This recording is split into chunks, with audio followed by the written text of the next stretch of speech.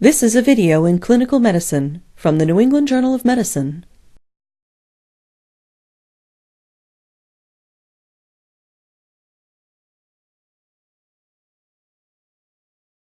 Diagnostically, arthrocentesis is indicated to rule out septic arthritis in individuals presenting with a single or several inflamed joints. Arthocentesis can also be used to differentiate between crystal arthropathies, such as gout and pseudogout, inflammatory and non-inflammatory effusions, and hemarthroses. It should be emphasized that a single inflamed joint should almost always undergo at least one diagnostic aspiration. Therapeutically, arthocentesis may be performed to drain large effusions, hemarthroses, or to inject steroids or local anesthetic. Arthocentesis should be avoided in patients with cellulitis overlying the site of needle entry out of concern of seeding the joint cavity with bacteria. Known or suspected bacteremia is a relative contraindication to arthocentesis. However, if there is a concern of septic arthritis, the joint in question should be aspirated. The safety of arthocentesis in patients with coagulopathy or who are on anticoagulant medications is not established.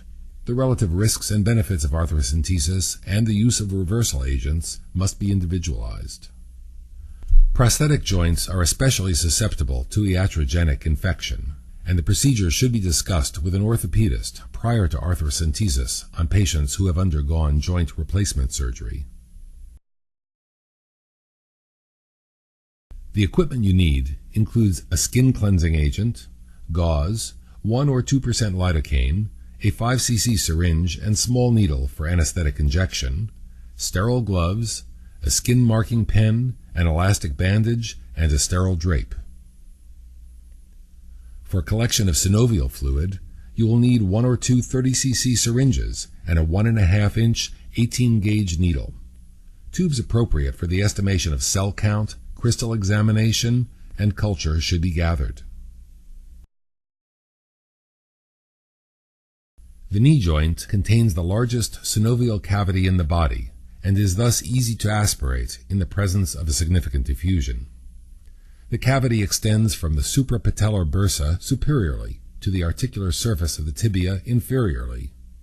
Note that the knee joint contains several bursae that do not communicate with the synovial cavity. The knee joint may be tapped from either the medial or lateral side. For the medial approach, the knee is extended or flexed to 15 to 20 degrees, and the patella is located. Needle entry occurs along the medial aspect of the superior third of the patella, approximately 1 centimeter medial from the patellar edge. The needle is directed behind the patella and toward the intercondylar notch. The lateral approach uses the same technique from the opposite side of the knee. Informed consent should first be obtained. In this video, we will demonstrate the medial approach to the knee joint. Position the patient supine on a stretcher with the knee fully extended or held in slight flexion.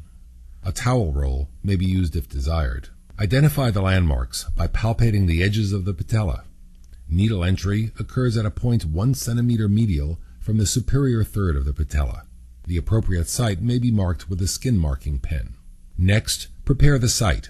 The skin is prepped with antiseptic solution, a sterile drape is placed, and the superficial skin is anesthetized with 1% lidocaine. Approximately 5 to 10 cc's of anesthetic is then injected deeper along the anticipated trajectory of the arthocentesis needle, with care taken not to inject into a blood vessel. After confirmation of landmarks, an 18-gauge needle with a large syringe is inserted posteriorly behind the patella. The needle should not come into contact with bone in order to prevent injury to the articular cartilage. Constantly pull back on the plunger as the needle is advanced. Once the joint is entered, synovial fluid will begin to fill the syringe. As much fluid as possible should be removed. If necessary, remove a full syringe and replace with a second empty syringe and continue the aspiration. The effusion may be milked to facilitate the removal of residual synovial fluid. The needle is then removed, the skin is cleansed, and the site is covered with a bandage. At the end of the procedure, make sure all needles are placed into appropriate safety devices. The appearance of the fluid should be noted. Normal synovial fluid is transparent and amber. As the number of inflammatory cells increases, the fluid becomes more opaque. Hemarthrosis will yield grossly bloody fluid. Aspirated fluid should be immediately placed into collecting tubes in the order of the priority of the diagnoses sought. An EDTA tube should be sent for cell count and differential, and a sodium heparin tube is sent for crystal examination. Ideally, at least 5 cc's of synovial fluid should remain for gram stain and cultures. Complications of arthrocentesis include iatrogenic infection, localized trauma, pain, and reaccumulation of the effusion.